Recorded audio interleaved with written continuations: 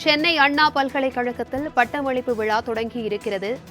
இதில் உயர்கல்வித்துறை அமைச்சர் பொன்முடி அவர்கள் பங்கேற்கவில்லை என்ற தகவல் வெளியாகியிருக்கிறது. மேலும் உயர்கல்வித்துறை செயலாளர் மற்றும் அதிகாரிகள் யாரும் இந்த பட்டமளிப்பு விழாவில் பங்கேற்கவில்லை என்ற தகவலும் வெளியாகியிருக்கிறது. அண்மைச் செய்தியாக நாம் பார்த்துக் கொண்டிருக்கிறோம். இதுகுறித்தான கூடுதல் விவரங்களுடன் இணைகிறார் எமது செய்தியாளர் மணிகண்டன். வணக்கம் மணிகண்டன். சென்னை அண்ணா பல்கலைக்கழக பட்டமளிப்பு விழாவில் உயர்கல்வித்துறை அமைச்சர் மற்றும் செயலர் அதிகாரிகள் யாரும் பங்கேற்கவில்லை. இந்த புறக்கணிப்பிற்கான காரணம் என்ன? இது குறித்தான முழு விவரங்கள்.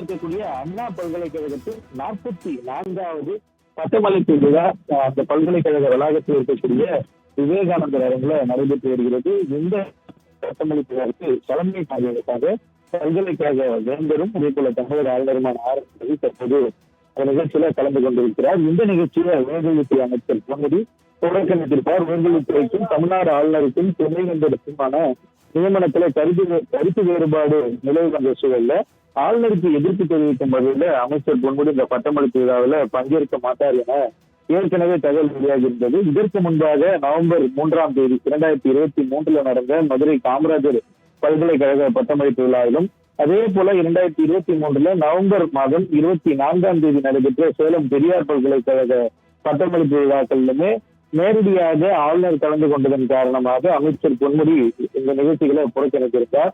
மேலும் அண்மையில சர்ச்சையில சிக்கிய சேலம் பெரியார் பல்கலைக்கழக துணைவேந்தரான பேராசிரியர் ஜெகநாதன் பதவி காலத்தை அண்மை காலத்துல உயர்கல்வித்துறையின் எதிர்ப்பையும் மீறி ஆளுநர் பதவி நீட்டிப்பு செய்திருந்தார். அது மட்டுமல்ல, ஆண்டுதோறும் ஊட்டியில நடைபெறக்கூடிய துணைவேந்தர்கள் மாநாட்டில் உயர்கல்வித்துறை குறித்து ஆளுநர் கூறிய கருத்துக்கள் உள்ளிட்ட விவகாரம் தொடர்பாக இந்த விழாவை அமைச்சர் புறக்கணிப்பதாக கூறப்பட்டிருக்கிறது.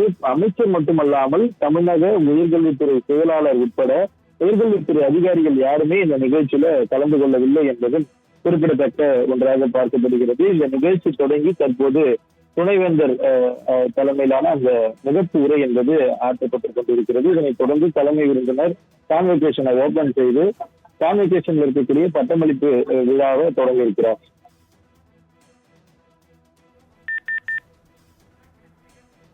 தகவல்களுக்கு நன்றி மணிகண்டன்.